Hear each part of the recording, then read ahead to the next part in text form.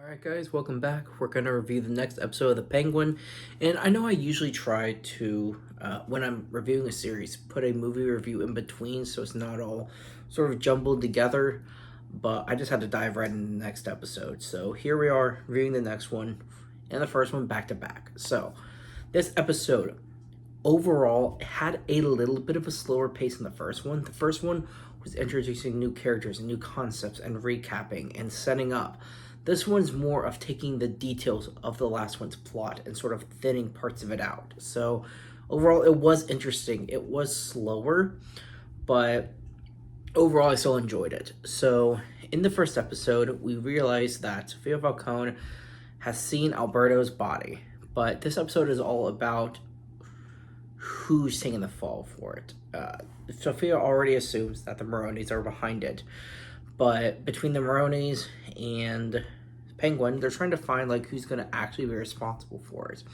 And so the way they're both playing the system is interesting because it's the power vacuum still has these three players, the Maronis, the Falcones, and Penguin. These three characters are trying to assume power, and they don't realize that the other already has the upper hand over the other one. And it's such an interconnected story between all of it that I just love the way the plot is being laid out, the way the layers are unfolding. I'm just absolutely pleased with the series so far. And so the Maronis catch up to Penguin saying, "This is your mess, clean it up," because Sofia Falcone had reached out to a detective saying, "I need information on who." She wants to know why the hit went wrong. And so he finds someone, one of Maroni's guys, and they actually take it to the Falcone estate, manor, whatever you call it. So they have one of Maroni's in their own compound. And so the Maronis reach out to Penguin saying, "Get him out of there." So Penguin is now the lackey again to the Maronis as he was Falcone's. And so he is obedient because he's playing both sides and always has. And so that's sort of what propels the general plot of this episode, is Penguin trying to get the body out of there, or trying to get him out of there. And so the little details we get before all this goes down is the opening actually shows Sofia seeing her brother dying. She's just absolutely going crazy. We're starting to see why she was in Arkham. And she has this this therapist. Seems like he's probably into her, so it's not looking good for him. And so we get to see a little bit of what she's really like, and it is interesting. And after we see her mourning, wondering what's going on because her brother's funeral is happening in this episode, it skims over that and then goes to Oswald goes to his mother's house because one of the neighbors had called, who checks in on her, and she has dementia. And so Oswald goes to check up on her and make sure she's doing fine. She was promised a different life, but Oz hasn't got that life for her yet. So he has pressure to make things better for his mother, while his mother's just in this regular home. And so we start to wonder why this is significant to the episode, other than learning she has dementia. When Oswald goes to the funeral where all these characters are, he meets Sofia Falcone, offering his condolences, playing the game, and he tells her a story about where his mother would take him and his brothers because Oswald lost his brothers, just as Sofia has.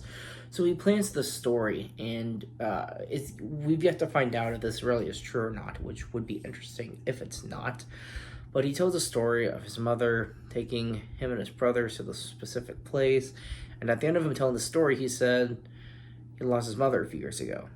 So if his mother is supposed to be dead, if Sofia Falcone finds his mother, that it's going to be an explosive episode when or if that happens. So now we realize that's why this episode has been set up, seeing that Sofia is crazy and seeing that his mother is something Penguin is trying to hide from the world. And so after this funeral, this is where we go to the next location where he brings Vic with him. The Falcones are there. One of Maroni's guys is there. And this is where everything sort of starts to go wrong for these characters. So For one, Oswald does find this guy. He's trying to pin it on someone, but Vic fails to plant the jewels, so he just takes off. So Penguin has to find a new fall guy.